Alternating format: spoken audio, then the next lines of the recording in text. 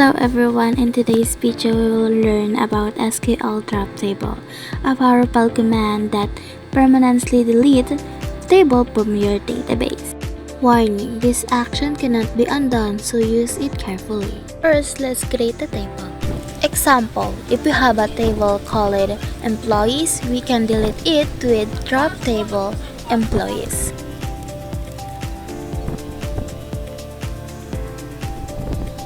Check the table using select from employees.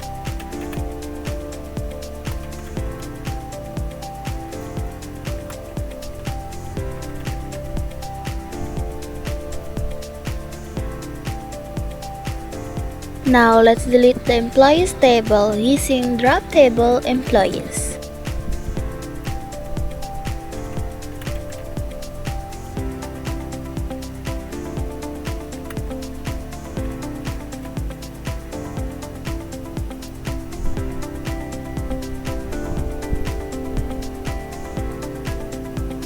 Now the table is gone. If you try to select from it now, you will get an error.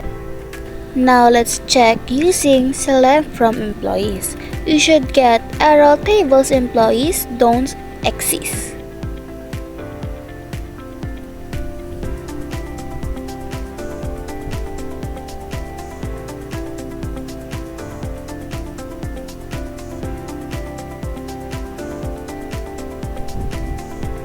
And that's all, your table is gone permanently.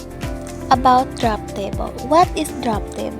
Drop table is an SQL command that removes a table from database completely, including all its data and structure. Now use drop table if you no longer need the table and want to remove it completely.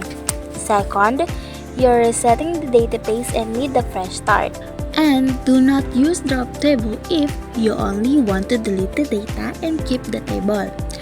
Other tables depend on this table via foreign key. You must drop this reference first. Things to remember before using drop table. Check if the table exists before dropping it to avoid errors. Use drop table if exists employees. Second, foreign key constraints if other tables reference this one. You must remove these constraints first before dropping the table. Common errors and fix. Error, table don't exist. Fix, use drop table if exists employee to avoid errors. Second, error cannot drop table due to foreign key concept. Fix, remove constraints first or drop depends table before this one. Know the difference between drop table, delete, and concave. Delete, remove specific row one by one but keep the table's structure can be rolled back if using transactions. Truncate, delete all rows at once but table remains faster than delete, but constantly cannot be rolled back.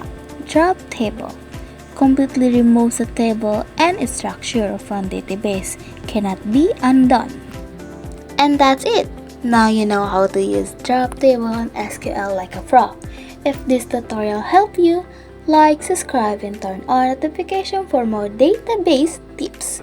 See you in the next video. Happy coding!